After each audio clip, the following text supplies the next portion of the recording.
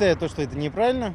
С одной стороны, почему должны нас снимать. С выходом нового регламента ГИБДД мир автолюбителей будто разделился на два лагеря. Кто-то с нововведениями согласен, а кто-то категорически против. Владимир Иванов рассказывает, что о новшествах узнал только сегодня. Водительские права всегда находились в обложке, а с завтрашнего дня это уже нарушение. Нет, сейчас открытые, он заставил меня вытащить их с обложки.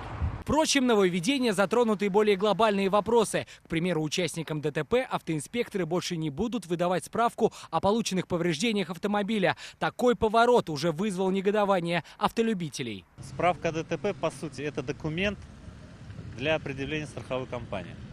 Страховая компания без этой справки документы не принимает. С введением нового регламента страховые будут не вправе требовать такие справки, успокаивают сотрудники ГИБДД. Это обусловлено тем, что справка, она лишь дублирует те материалы дела, которые и так составляются сотрудниками ГИБДД. По новому регламенту ГИБДД инспекторы могут останавливать автолюбителей абсолютно где угодно и делать это вне стационарных постов. Притом им разрешается устраивать засады и следить за потенциальными нарушителями буквально из-за кустов. Однако так, по словам автолюбителей, было всегда. Это подтверждают и многочисленные ролики в интернете.